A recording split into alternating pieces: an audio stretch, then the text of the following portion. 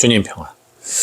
여러분, 우리 미사 시작 때 통회 기도를 할 때 제 탓이요 제 탓이요 저의 큰 탓이옵니다, 이렇게 가슴을 치며 회개하는 구절이 있죠. 이걸 영어로 in my fault, in my fault, in my grievous fault라고 합니다. 그리고 이게 라틴어 원문은 메아 꿀빠요. 메아 꿀빠, 메아 꿀빠, 메아 막시마 꿀빠라고 합니다. 꿀빠라는 것은 잘못이라는 뜻이거든요. fault도 마찬가지고, 내 잘못입니다, 내 잘못입니다랑 내 탓입니다랑은 뭔가 뉘앙스가 다르지 않습니까? 모든 잘못이 내 탓입니다라는 의미를 포함하겠죠, 당연히.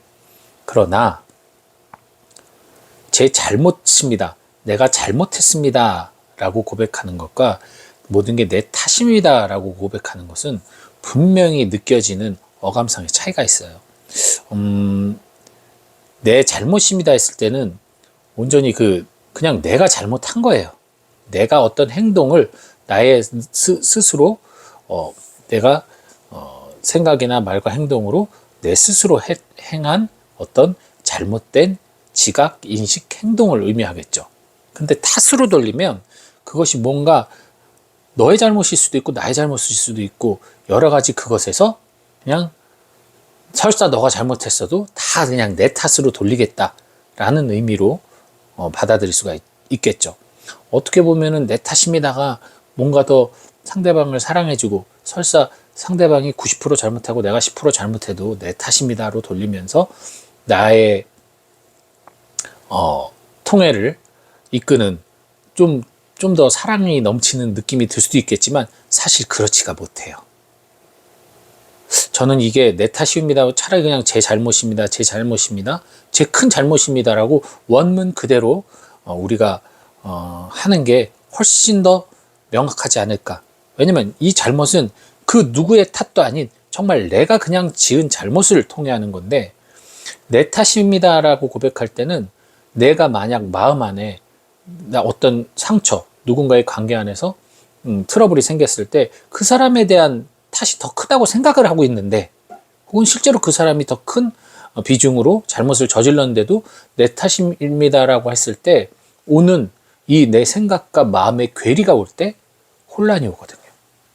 그래서 우리 흔히 말하는 내 탓입니다 한다는데 니 탓입니다, 니 탓입니다라고 속으로는 한다, 이런 말을 하잖아요.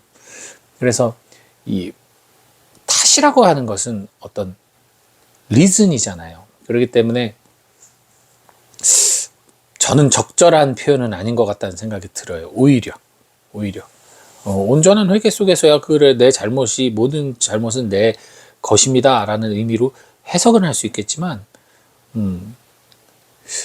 좀 한번 여러분도 어떻게 생각할지 모르겠습니다. 근데 어쨌든 간에 이렇게 내 탓입니다라고 고백을 하지만 마음속으로 그것이 동의 안 될 때 내 안에서 뭐가 일어날까요? 분노가 일어납니다. 이 분노란 건 뭐냐면요, 진짜 내 뜻이 관철되지 않거나, 혹은 내가 이렇게 하고자 하는 뜻이 있었는데 그 상대방이 그것을 못하게 막아가지고 계속 억압을 당한다거나, 혹은 내가 가는 길, 하는 일이 제지당해가지고 혹은 어떤 모멸이나 수치를 당하는 경우에 화가 나는 거죠. 분노가 치밀어 오르는 거죠. 그런 경우가 생기게 되는 거죠. 왜? 내 마음속에서는 아직 저 사람에 대한 상처가, 미움이, 분노가 남아있는데 그걸 그냥 내 탓으로 돌려버리고 끝을 내려고 하니까. 그래서 여러분이 이 내 탓이요라고 할 때 이것을 그냥 내 탓이지 뭐라고 하고 넘기려고 하지 마시고요. 충분한 성찰, 그냥 나의 잘못에 대한, 상대방과 상관없는 나의 잘못에 대한 성찰을 하셔서 그것을 내 것으로, 그것마저도 남에게 돌리지 않도록 하는 그러한 지혜로운 식별을 하시기 바랍니다. 내 잘못은 내 잘못이니까요. 그것을 성찰하라는 겁니다. 남의 잘못은 그 사람 몫이니까 그거를 까지 끌어안으려고 애를 쓰지 마시고, 그게 오히려 나중에 더 큰 분노와 미움을 갖게 한다는 사실, 그리고 사실 오늘 복음도 가만히 보면 유다인들이 지금 예수님에게 화가 잔뜩 났어요. 분노의 치밀어 올랐습니다. 이 이유는 뭐냐면 예수님이 착한 일을 해서가 아니라 선한 일을 해서가 아니라 예수님이 하느님의 아들이라고 얘기했기 때문이에요. 그 말씀이 이들에게 이들의 어떤 생각과 어떤 뜻을 거슬렀기 때문이란 말이에요. 이들이라고 하느님의 아들이 되고 싶지 않겠냐는 거죠. 하느님의 자녀라고 본인들은 생각을 했고, 하지만 진짜 자신들이 하느님과 같은 거룩한 존재가 되고 싶지 않겠냐는 거죠. 율법을 철저히 지키고 경신 예배를 하지만 그럼에도 불구하고 그들 마음속 깊은 곳에는 하느님과는 괴리된 그것만으로 충분하다고 머리로는 생각하지만 실질적으로는 절대적인 하느님과는 너무나도 다른 자신들의 현실을 무의식적으로 알고 있었거든요. 그런 그들에게 있어선 하느님과 같아지는 이 원죄가 있었기 때문에 늘 거기에서는 결핍을 갖고 있었어요.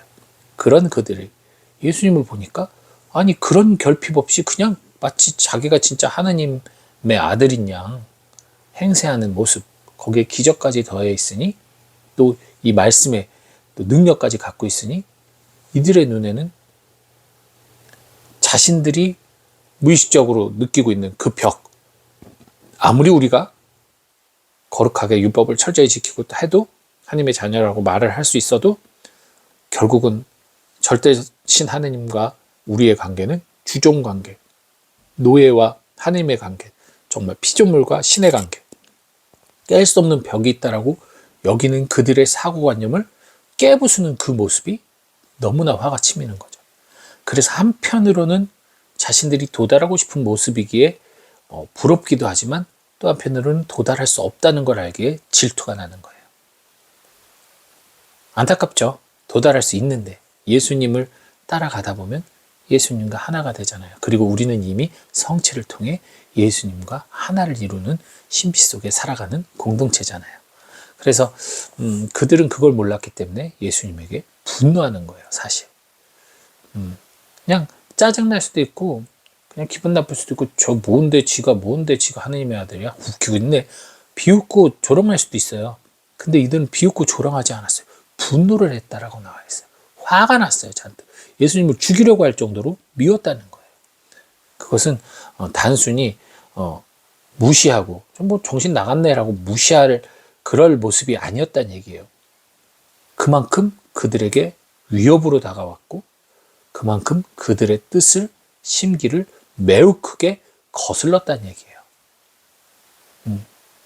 그 얘기는 뭐냐면 결국 자신들이 강하게 염원하던 무언가와 그 이루지 못하는 그 자신들의 꿈을 어떤 사람이 너무나 쉽게 여기고 무시하는 것에 화가 치밀어 오른 거죠. 이거는 뭐 우리 일상에서도 비슷하죠.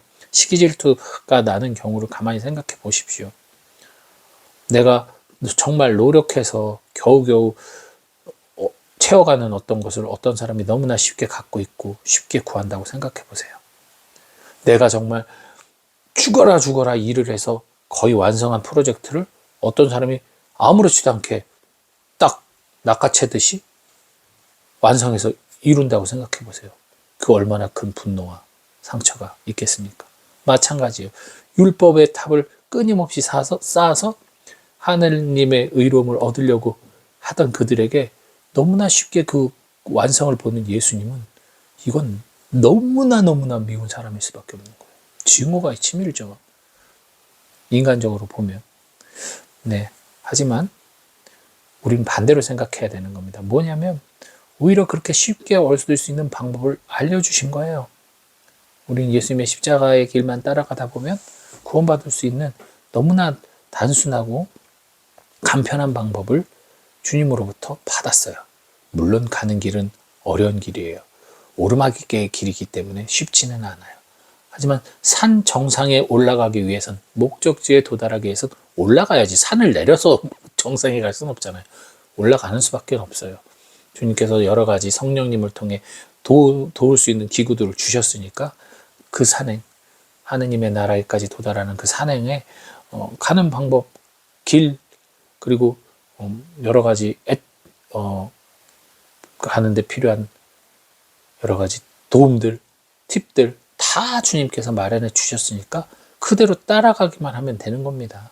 네, 그 놀라운 주님의 그것을 우리가 이제 기꺼이 수용하고 갔으면 좋겠어요. 그리고 산을 정복하는 그 기분, 산 정상에 올랐을 때 그 행복함, 막 정말 막 그 희열, 이거는 걸어서 올라갈 때 느끼는 거지 헬리콥터 타고 공중에서 내려오거나 케이블카 타고 올라가면 못 느껴요. 그냥 아름다운 경치는 볼 수 있겠지만 그 정상에 올라갔을 때 그 보람과 기쁨, 그 벅찬 감정은 느낄 수가 없거든요. 그러니 여러분 쉽게 신앙생활에서 주님이 잘 갈 수 있는 좋은 길, 바른 길 알려주시긴 하지만 그걸 쉽게 올라가라고 하진 않으세요. 왜? 그럼 우리가 구원의 기쁨을 너무나 쉽게 여길 수가 있어요. 구원의 기쁨은 정말 또 우리들의 삶의 역경을 통해서 더욱더 가치 있게 만들었으면 좋겠습니다. 거저 얻은 구원이지만 그것을 가치 있게 만들고 여기는 건 우리의 삶을 통해서 드러내야 된다는 사실 잊지 마시고요. 더불어서 생활 속에서도 우리가 내가 못하는 걸 누군가 할 때 시기 질투하지 마시고, 나보다 못난 놈이 뭔가 나보다 사람들한테 인정받는다고 해서 시기 질투하지 마세요. 그러든가 말든가 나는 나의 인생 행복하게 살면 됩니다. 여러분들 구독자분들 중에 저 좋아하는 분들 중에 감히 아유 이 신부님이 나는 황창희 신부님보다 나요, 나는 뭐 김재석 신부님보다 나요 하시는 분들도 있을 거예요. 저는 그분들보다 낫고 안 낫고는 솔직히 관심이 없어요. 근데 저는 저니까요. 근데 만약에 제가 그런 비교를 생각해가지고 나도 열심히 성찰하고 나도 열심히 여러 가지 하는데 왜 난 그런 분들 같이 많이 알아봐 주지 못하지? 이런 생각을 하고 한다면 저는 이 영상 못 찍죠. 스트레스 받아서. 저는 아무것도 비교하지 않아요. 저는 그냥 여러분들이 행복한 것이 좋습니다. 그리고 여러분들이 저의 이야기를 통해서 이 어려운 하느님 나라로의 산행을 안전하게 가시면 좋겠어요. 그게 오직 저의 바람이니까요. 여러분들 기꺼운 마음으로 주님의 십자가의 길을 따라가시길 바랍니다. 주님 평화.